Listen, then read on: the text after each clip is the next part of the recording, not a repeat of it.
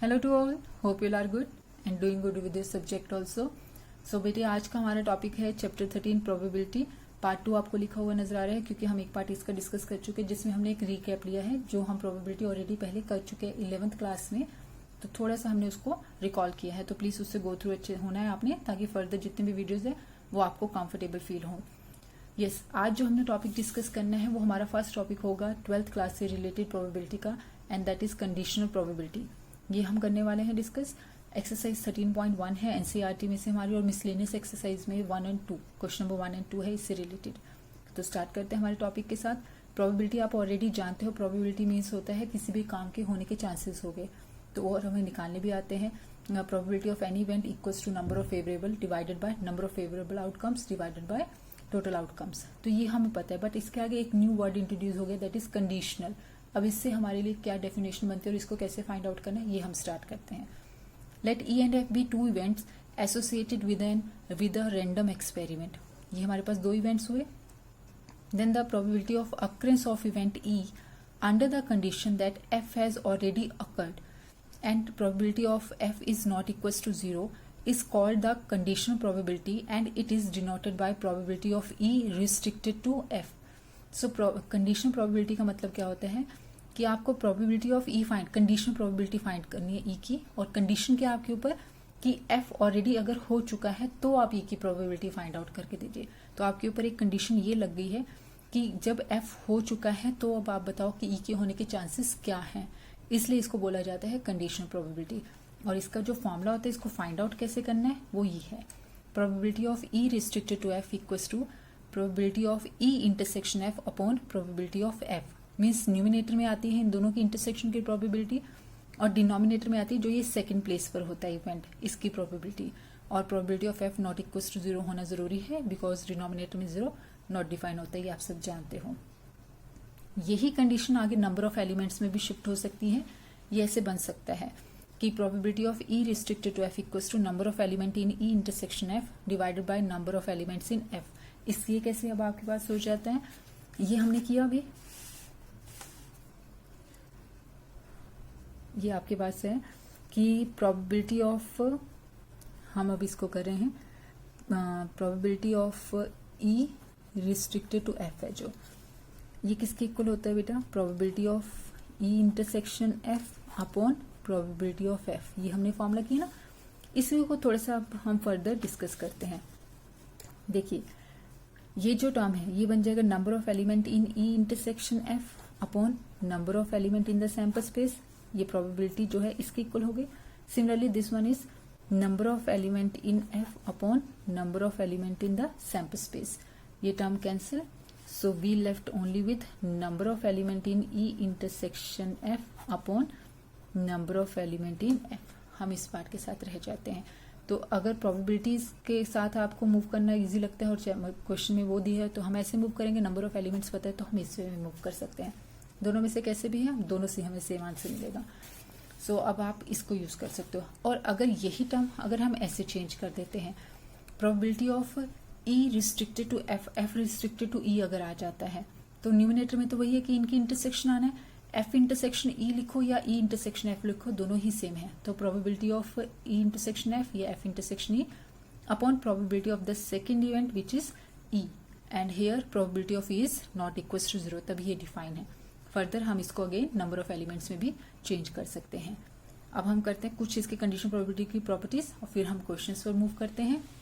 Yes, properties of conditional probability, ये कैसे रहेगी बेटा, probability of S restricted to F हो या probability of F restricted to F हो, दोनों ही 1 होते हैं। उसका रीजन ये है, देखो अगर probability of S restricted to F है तो ये किसके इक्वल होगा, probability of S intersection F upon probability of F, and probability of S intersection F, S is the sample space और हर इवेंट उसी में से बना है, तो it becomes probability of F upon probability of F, so the last answer is 1। Similarly probability of F restricted to F करेंगे तो यहाँ होगा F intersection F which is probability of F upon probability of F, again cancel होकर 1, तो इसका answer हमेशा 1 होगा। अब probability of A union B restricted to F अगर आपने करना है, जो हम ए यूनियन बी का फॉर्मूला पढ़ते हैं ना बेटे, probability of A union B equals to probability of A plus probability of B plus minus probability of A intersection B. Same वही है, बस सब में रिस्ट्रिक्टेड टू एफ देखो यहाँ इंट्रोड्यूस हो जाना है, तो दोनों वे से आ सकता है. हम जैसे पढ़े वही फॉर्मूला है, रिस्ट्रिक्टेड टू एफ आ गया. In particular if A and B are disjoint events, अगर ये डिसजॉइंट है मीन्स इंटरसेक्शन में कोई भी एलिमेंट कॉमन नहीं है हमारे लिए, तो probability of A intersection B कितनी होगी, 0. That means this whole part, probability of this part becomes 0. So ये टर्म जो यही फॉर्मूला है वो किस में रिड्यूस हो जाएगा, probability of A union B restricted to F equals to probability of A restricted to F plus probability of B restricted to F. Next probability of not E restricted to F अगर हमने पढ़ना है. अभी हमने ये discussion की है कि हम जानते हैं कि जो हमने फर्स्ट पार्ट में डिस्कस किया था कि probability of not E it is equals to probability of 1 minus probability of E. This part equals to this, that means probability of not E restricted to F becomes 1 minus probability of E restricted to F. दोनों में restricted to F introduce हो जाता है. अब ये E और F ऐसे नहीं है कि यही नेम आपने यूज करने हैं, आपकी विषय आप A और B भी यूज कर सकते हो, कैसे भी कर सकते हो, बट यस मैं इसलिए E और F से करवाती हूँ. एक तो NCERT में भी है और ज्यादा कंफर्टेबल ये रहता है कि आप हमेशा दो ही नेम एवरी क्वेश्चन में यूज करोगे ना, तो आपको क्वेश्चन माइंड में सेट होते जाएंगे कि अच्छा इस वे में हम डील करते हैं कि इस पार्ट को हम ई मानते होते हैं, ऐसे वाले पार्ट को हम एफ से रिप्रेजेंट करते हैं. अब हम क्वेश्चंस की डिस्कशन स्टार्ट करते हैं. यस बेटा, अब हमारा फर्स्ट क्वेश्चन है और आपकी एक्सरसाइज का 13.1 एक्सरसाइज का ये 5th क्वेश्चन होगा एनसीईआरटी में से. If probability of A equals to 6/11, probability of B equals to 5/11 and probability of A union B equals to 7/11, then we have to find probability of A intersection B, probability of A restricted to B and probability of B restricted to A. So start with the first part. अब हमें पता है union पता है और intersection find out करनी है, तो हमें पता है कि सबसे पहले कौन सा फॉर्मूला यूज करना है, probability of A union B equals to probability of A plus probability of B minus probability of A intersection B. ये हम जानते हैं सब फॉर्मूला.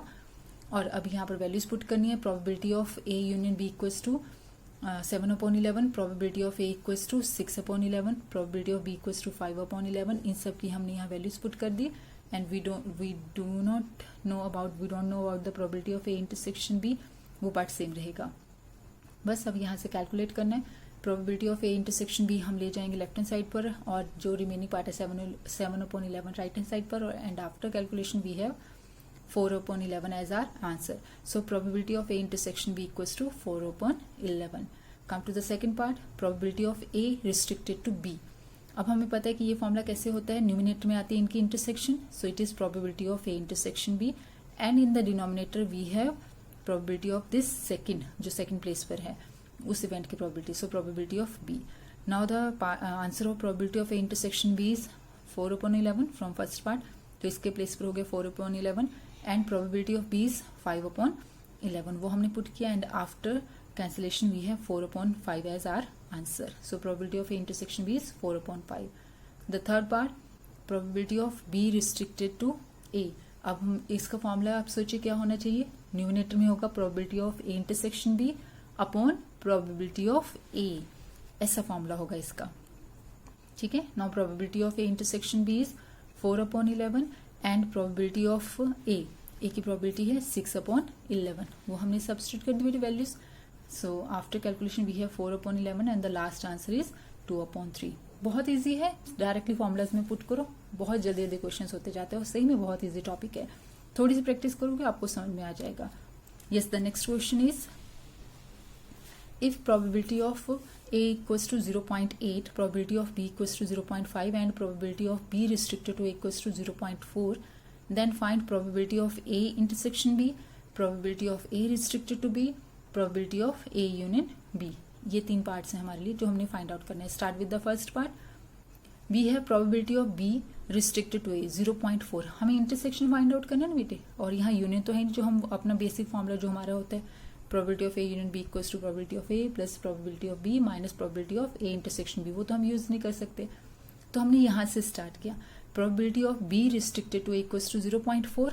इसका फॉर्मूला ओपन करेंगे, वो क्या होगा, probability of A intersection B upon probability of A. Value वहाँ पर फॉर्मूला ओपन किया एंड इक्वल्स टू 0.4 तो है. अब इंटरसेक्शन हमें पता नहीं, वो एज इट इज में रहेगा एंड प्रोबेबिलिटी ऑफ A की वैल्यू हमें पता है इट इज 0.8, वो हमने पुट कर दी and equals to 0.4. So the last answer probability of A intersection B equals to 0.32। ये हमारे फर्स्ट पार्ट का आंसर आया।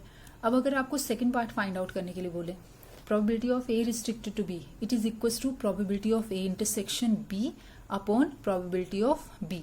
ये फॉर्मूला होगा probability of A union B. अब इजी है, probability of A union B क्या होगा, probability of A plus probability of B minus probability of A intersection B, और हमारे पास सब वैल्यूज है, ए है, बी है, इंटरसेक्शन है। तो आई होप बस यहाँ पर वैल्यूज पुट करनी है, आप इसको कर सकते हो। फिर भी कैलकुलेशन में प्रॉब्लम होगी तो आप मुझसे डिस्कस करोगे, हम उसको देखेंगे किस पार्ट पर कैसे आपको फील हो रही है, कहाँ पर प्रॉब्लम आ रही है। आपकी एक्सरसाइज का थर्ड क्वेश्चन है बेटा 13.1 का। आगे मूव करते हैं।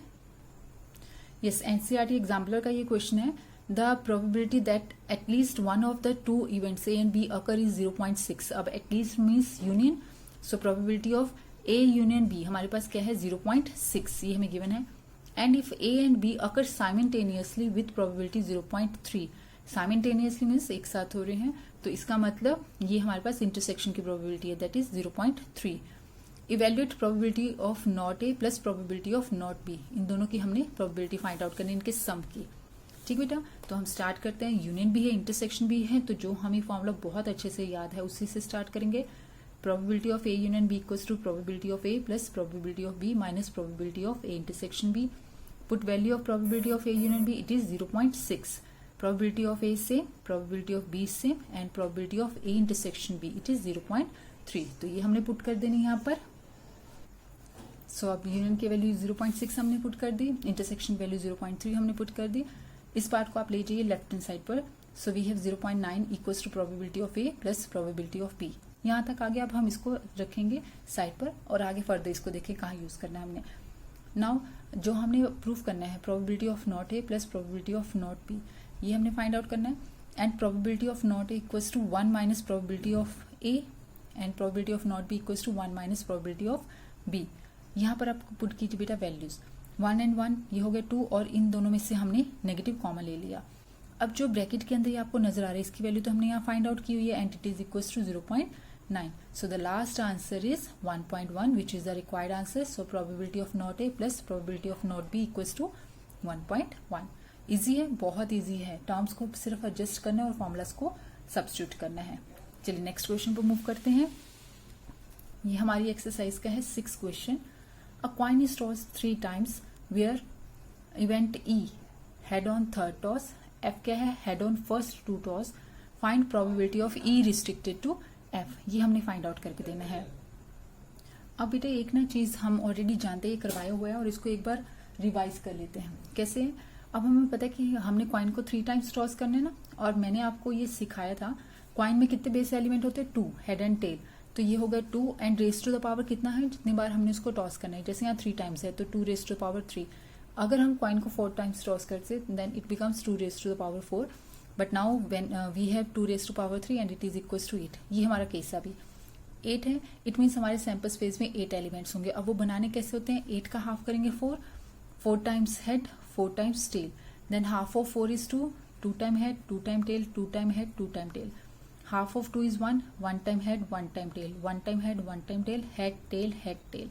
so ये हो गए हमारे 8 elements, 8 outcome sorry, HHH, HHT, HTH, HTT, THH ऐसे।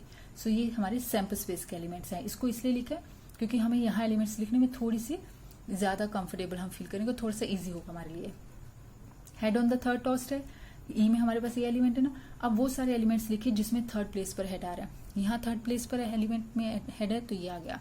यहाँ नहीं है थर्ड प्लेस पर, यहाँ है थर्ड प्लेस पर तो HTH आ गया। यहाँ भी नहीं है थर्ड प्लेस पर, यहाँ है थर्ड प्लेस पर THH। यहाँ थर्ड प्लेस पर नहीं है, यहाँ थर्ड प्लेस पर है तो TTH। उसके बाद तो यहाँ थर्ड प्लेस पर H है ही नहीं, तो ये हो गए E के एलिमेंट्स। अब आ जाइए F पर, head on the first 2 toss. अब हमने कौन से एलिमेंट्स लेने जिसमें फर्स्ट 2 टॉस पर हेड, फर्स्ट दोनों पोजीशन पर हेड होना चाहिए। तो इसमें दोनों पोजीशन पर हेड है, ये एलिमेंट आ गया। यहाँ दोनों पोजीशन पर हेड है, ये भी आ गया। आगे अब यहाँ दोनों पोजीशन पर नहीं है, यहाँ भी दोनों पोजीशन पर नहीं है, ये भी नहीं है, ये भी नहीं है, ये भी नहीं है और ये भी नहीं है, तो अब कोई भी एलिमेंट पर आगे नहीं आएगा। तो F में सिर्फ यही 2 एलिमेंट है।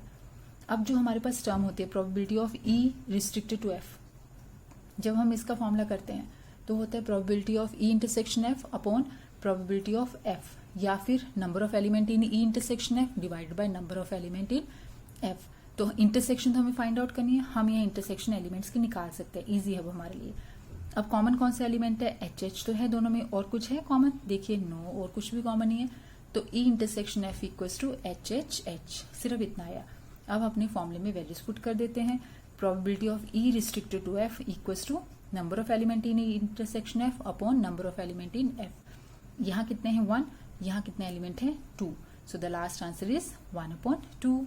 ठीक है, हमें ये हेल्प मिल गई इसको बनाने की वजह से। अब इसका सेकंड पार्ट करते हैं। Yes, in the second part they are saying E event defined as at least 2 head, कम से कम 2 हेड होनी चाहिए। तो एटलीस्ट का मतलब क्या होता है 2 या 2 से ज्यादा। एफ मीन्स एटमोस्ट 2 हेड, तो एटमोस्ट 2 हेड मीन्स 2 या 2 से कम। ठीक है, तो अब हम लेते हैं ये अगेन वो जो हमने बनाया था अभी सेम दोबारा बना लिया, क्योंकि हमें एलिमेंट्स लिखने इजी रहेंगे। हमने फाइंड आउट करना है प्रोबेबिलिटी ऑफ ई रिस्ट्रिक्टेड है। पहले ई के एलिमेंट्स लिखते हैं। एटलीस्ट 2 हेड मीन्स 2 हेड हैं जिसमें वो एलिमेंट्स भी लेना है, और 2 से ज्यादा मीन्स 3 हेड हो सकते हैं, तो वो सारे। यहाँ हेड की काउंटिंग 3 है, सो ये वाला एलिमेंट यहाँ आ जाएगा। ठीक है बेटा, यहाँ हेड की काउंटिंग 2 है, ये भी आ गया। यहाँ हेड की काउंटिंग 2 है, ये भी हो जाएगा। यहाँ हेड की काउंटिंग 1 है तो इसको नहीं लेंगे। यहाँ हेड की काउंटिंग 2 है तो ये भी आ गया। यहाँ हेड की काउंटिंग 1 है, यहाँ 1 है, और यहाँ तो 0 है तो नहीं लेना। ठीक है, इतना हो गया। अब एफ मीन्स क्या हो जाएगा, एफ में हमारे पास है एटमोस्ट 2 हेड, ज्यादा से ज्यादा दो ही हेड हो सकते हैं। सो अब हमने लेने वो एलिमेंट जिसमें 2 हेड है या 2 से कम। 2 से कम मतलब 1 हेड हो सकता है या फिर 0 मीन्स कोई भी हेड ना हो। तो अब स्टार्ट करते हैं। यहाँ पर तो हेड की काउंटिंग 3 है, ये नहीं लेना। यहाँ हेड की काउंटिंग 2 है, आ जाएगा। यहाँ भी हेड काउंटिंग 2 है, ये भी लेंगे। यहाँ हेड की काउंटिंग 1 है, यस। यहाँ हेड की काउंटिंग 2 है, ये भी आ गया। यहाँ हेड की काउंटिंग 1 है, ये भी रिक्वायर्ड है। यहाँ हेड की काउंटिंग 1 है, ये भी हो गया। और यहाँ हेड की काउंटिंग 0 है, यस, ये भी रिक्वायर्ड है एटमोस्ट के केस में। ठीक है बेटा, मिल गए। बस अब हमने करनी होती है इंटरसेक्शन, जैसे अभी हमने फर्स्ट पार्ट में डिस्कस किया था। इंटरसेक्शन में क्या कॉमन आ रहा है, ये कॉमन आ रहा है एलिमेंट, ये भी एलिमेंट कॉमन है, उसके बाद ये नहीं है, ये कॉमन है, बस खत्म। तो इंटरसेक्शन में ये 3 एलिमेंट्स हैं, सो इसकी काउंटिंग होगी 3, और एफ में कितने हैं 7, तो लास्ट आंसर इज 3/7। जब आप ऐसे ही खुद क्वेश्चंस ट्राई करोगे ना, खुद बनाओगे, तो और ज्यादा समझ में आती जाती चीजें, क्योंकि हमेशा मैंने आपसे ये कहा है जितनी प्रैक्टिस आप करोगे आप सब्जेक्ट के साथ उतना ही ज्यादा एडजस्ट फील करोगे। नेक्स्ट क्वेश्चन देखिए बेटा, थर्ड पार्ट, यस इसका एक थर्ड पार्ट भी है, वो आप खुद ट्राई करोगे अब। यस, नेक्स्ट अब हमारा क्वेश्चन है, a black and a red die are rolled, find the conditional probability of obtaining a sum greater than 9 given that the black die resulted in a 5। अब यहाँ पर हमें डिफाइन नहीं किया गया कि ई क्या है, एफ क्या है, तो अब आपने इवेंट को खुद नेम देना है।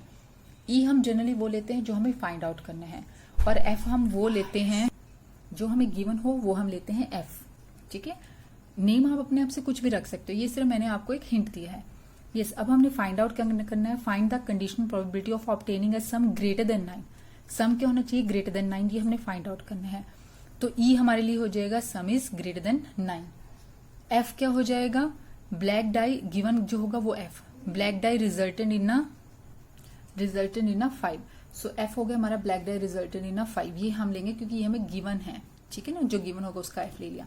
बट यस बेटे, अब यहाँ पर ना एक चीज आपने जरूर करनी है, क्योंकि यहाँ पर डाइज जो है वो ब्लैक एंड रेड डिफरेंशिएट है, अलग अलग है। तो हम क्या करेंगे, हम उनको उनके प्लेस को मेंशन करेंगे कि ब्लैक का रिजल्ट आप किस प्लेस पर हमेशा रखोगे और रेड के रिजल्ट को किस प्लेस पर रखोगे। ठीक है ना, तभी पेयरिंग हो सकते, तभी पेयर बन सकते हैं। तो हमने क्या डिफाइन किया, let first place represent black die and second place represent red die. Black के आंसर को हम फर्स्ट प्लेस पर रखेंगे और रेड के आंसर को हम सेकंड प्लेस पर रखेंगे। ये आपकी विश है, आप चाहे रेड फर्स्ट प्लेस पर रखो और ब्लैक सेकंड प्लेस पर रखो, आपकी विश। यस, अब हमने ई में कौन से एलिमेंट लेने हैं, सम इज ग्रेटर देन 9। अब बेटे सम 9 से ग्रेटर सम कौन कौन से होते हैं डाई के केस में, सम 10 हो सकता है, फिर 11 हो सकता है, 12 हो सकता है, बस मैक्सिमम तो यही हो सकते हैं ना। अब आपने पहले हम वो सारे पेयर लिखेंगे जिनका सम 10 है, ठीक है, फिर हम वो सारे पेयर लिखेंगे जिनका सम 11 है, फिर हम वो लिखेंगे जिनका सम 12 है। तो हम स्टार्ट करते हैं यहाँ से। अब क्या 1 के साथ कुछ लेकर 10 सम आ सकता है, क्योंकि मैक्सिमम तो आप 6 ले सकते हो और 1 और 6 तो 7 बनता है, नो। 2 के साथ कुछ लेकर आ सकता है 10, नो। 3 के साथ नो। 4 के साथ यस, 4 के साथ क्या लेंगे 4,6। 5 के साथ क्या लेंगे 5,5। 6 के साथ क्या लेंगे 6,4। तो यहां तक कवर हुए हैं वो पेयर्स जिनका सम 10 है। अब हम लिखते हैं वो पेयर्स जिनका सम 11 है। अब अगेन 1 से ही स्टार्ट करो। 1 के साथ कुछ लेकर 11 आता है, नो। 2 के साथ भी नहीं आता, 3 के साथ भी नहीं आता कुछ लेकर, 4 के साथ कुछ लेकर आता है, नहीं। 5 के साथ यस, 5,6। तो नेक्स्ट आपका पेयर हो गया 5,6। 6 के साथ क्या लेंगे, 6,5। हमेशा ना एक ऑर्डर में किया करो, तो आपका कोई भी एलिमेंट कभी, कोई भी आउटकम कभी स्किप नहीं होगा। कुछ भी ऐसा नहीं होगा जो रिपीट होगा आपसे, हमेशा सब कवर हो जाएंगे जितने भी आउटकम्स हैं। अब हमारे लिए बचता है वो जिसका सम 12 है, और 12 तो हमें पता है सिर्फ किससे आता है, 6,6 से। तो ये हमने सारे यहाँ पर आउटकम्स लिख ली। सिमिलरली अब एफ क्या है, black die resulted in a 5, और हमने ब्लैक डाई के रिजल्ट को कहाँ लिखा है, फर्स्ट प्लेस पर। मीन्स फर्स्ट प्लेस पर सिर्फ और सिर्फ क्या आना चाहिए, 5, ठीक है। उसके बाद सेकंड प्लेस पर कुछ भी आए, हमें कुछ नहीं कंसर्न है। तो क्या बन जाते हैं हमारे पेयर्स, 5 आउटकम्स क्या होगी, 5,1, 5,2, 5,3, 5,4, 5,5, 5,6। सेकंड प्लेस पर आप कुछ भी पुट करोगे, कुछ भी लोगे, बट यस फर्स्ट प्लेस पर क्या लेना, सिर्फ 5। बस अब तो खत्म है काम। अब हमें पता है इनकी इंटरसेक्शन लेनी है। देखिए अब क्या कॉमन नजर आ रहा है हमें, यस 5,5 कॉमन है एंड 5,6। बस यही दो एलिमेंट्स, यही दो आउटकम्स है जो कॉमन है, बाकी कुछ नहीं। तो इंटरसेक्शन एफ में 2 आउटकम्स आई, और एफ में कितने आउटकम्स है, काउंट करेंगे तो 6। अब हम इसको पुट कर देते हैं हमारे फॉर्मूला में, यस 2 यहाँ पर और ये 6 थी, तो लास्ट आंसर कितना हो गया, 2/6 विच इज 1/3। अब इसके बी पार्ट पर आ जाते हैं। उसमें क्या उन्होंने कहा है, find the conditional probability of obtaining the sum 8। अब हमें सम 8 चाहिए, ये हमें बताना है ना, तो इसको हम क्या ले लेंगे, E. Sum is 8 given that red die resulted in a number less than 4। ये गिवन है तो हम इसको एफ से रिप्रेजेंट करते हैं, red die resulted in a number less than 4। अब ई में एलिमेंट्स कौन से लेने, जिनका सम 8 हो। अगेन 1 से स्टार्ट करो, 1 के साथ कुछ लेकर 8 आता है, नो। 2 के साथ नो, 3 के साथ आता है कुछ, यस सॉरी 2 के साथ क्या लेंगे, 6। 8 चाहिए ना, 2,6, 3 के साथ 3,5, 4 के साथ 4,4, 5 के साथ 5,3, 6 के साथ क्या होगा, 6,2। तो ये सब वो आउटकम्स हैं जिनमें जब हम एलिमेंट्स जो हमारे पास ये ऑर्डर जो ये पेयर है ना, इन पेयर में जब हम इन्हें ऐड करेंगे तो इनका सम हमेशा कितना है, 8। नेक्स्ट क्या है, एफ में कौन से एलिमेंट्स लेने, red die resulted in a number less than 4। और रेड डाई के रिजल्ट को हम कहाँ लिख रहे थे, सेकंड प्लेस पर। अभी जो फर्स्ट पार्ट में किया था ना, तो हम सेकंड प्लेस पर रेड डाई को मेंशन कर रहे थे।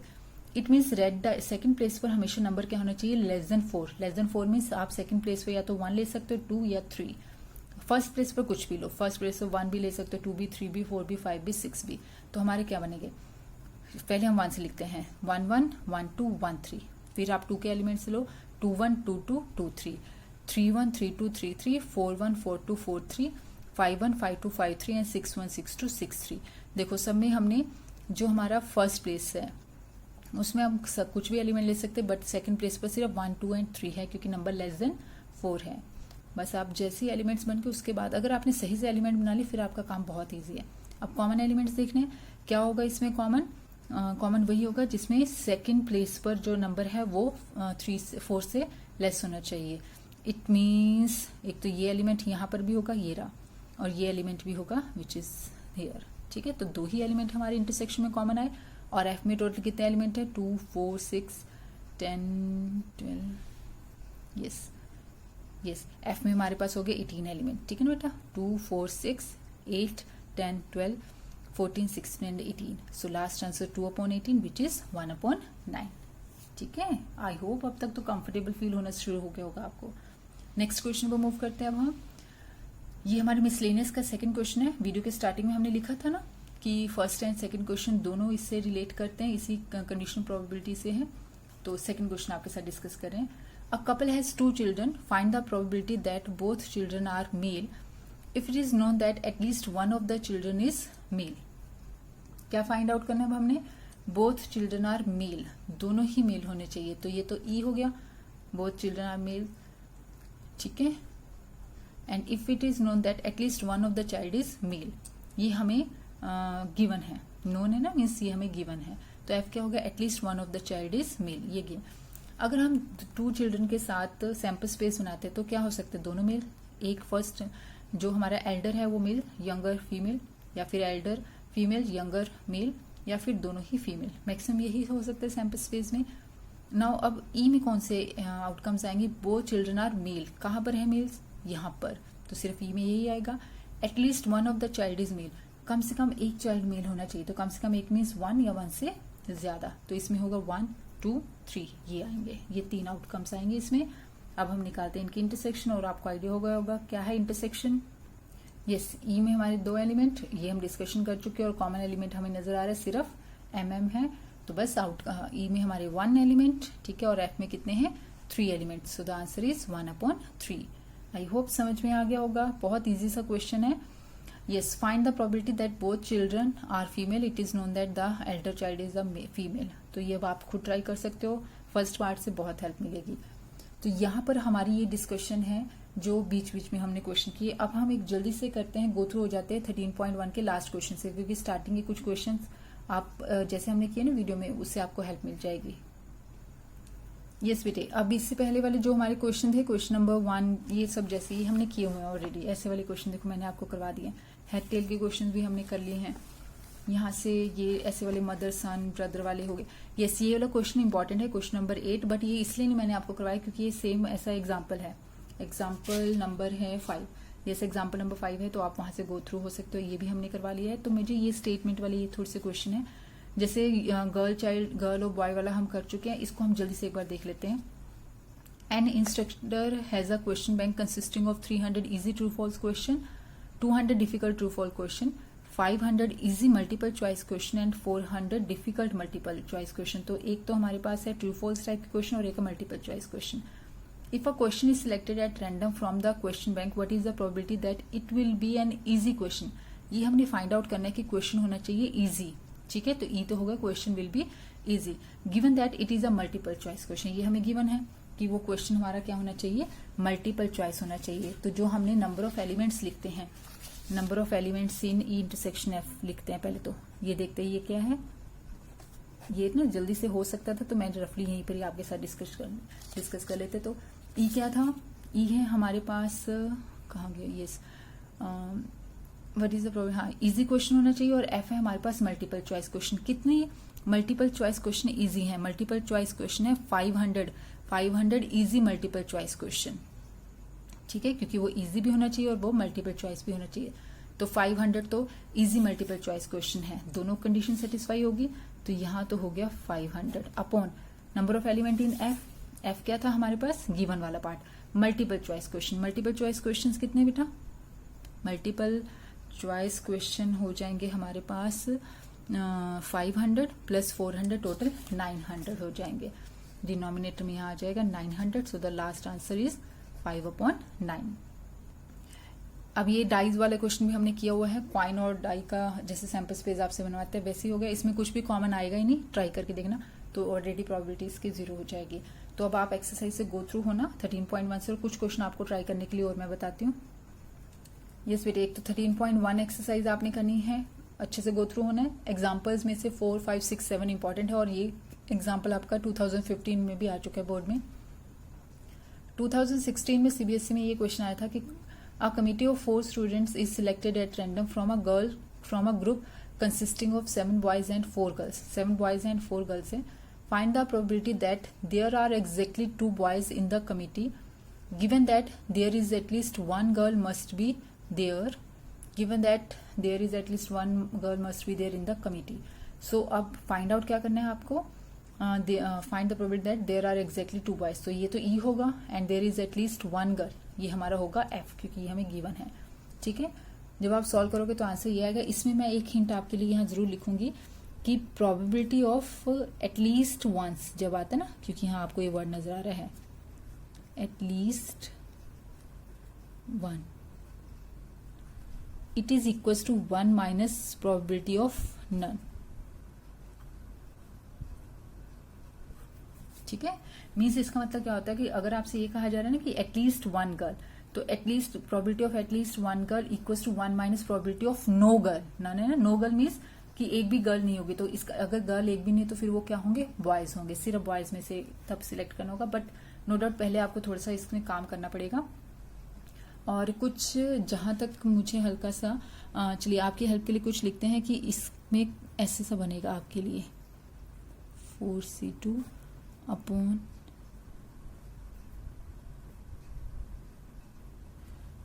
आई होप ऐसे ही होगा, एक बार ट्राई करना, ऐसा आना चाहिए कुछ, फिर जाके ये आंसर मिलेगा, ठीक है। चलो और क्वेश्चंस करते हैं अब। अब एनसीईआरटी एग्जाम्पलर की दोनों क्वेश्चन है कि 2 dies are thrown if it is known that the sum of the numbers on the dies was less than 6। अब सम क्या है, लेस देन 6, ठीक है। मीन्स सम 1 तो हो नहीं सकता, डाई पर सम 1 नहीं होता तो 2 से स्टार्ट होगा, 2 से लेकर 5 तक ले सकते हैं। Find the probability of getting a sum 3, ये हमने फाइंड आउट करना है। तो ई यहाँ से हो गया, एफ यहाँ से, और आंसर 1/5 आएगा। इजी है, तो इसको ट्राई करके देखिएगा इतना आ रहा है कि नहीं। 3 dies are thrown at the same time, find the probability of getting 3 2s, मतलब इस चीज की प्रोबेबिलिटी फाइंड आउट करनी है। ये ई होगा, तीनों पोजीशन पर 2 आनी चाहिए। If it is known that the sum of the numbers on the dies was 6, sum on the sum क्या होना चाहिए, डाइज में जो तीनों प्लेस पर नंबर आएंगे उसका सम क्या बनना चाहिए, 6। तो ये आपका बनेगा एफ। तो अब आप ट्राई करोगे, लास्ट आंसर क्या आएगा, 1/10। और इसके बाद कुछ भी प्रॉब्लम है, नहीं समझ में आ रहा, तो आपने मुझे मार्क करके मेरे से डिस्कस करना है, कहीं पर भी प्रॉब्लम है। बट यस, ट्राई कीजिए, बहुत ईजी है और बहुत इंटरेस्टिंग टॉपिक है, ठीक है। Till then take care, bye.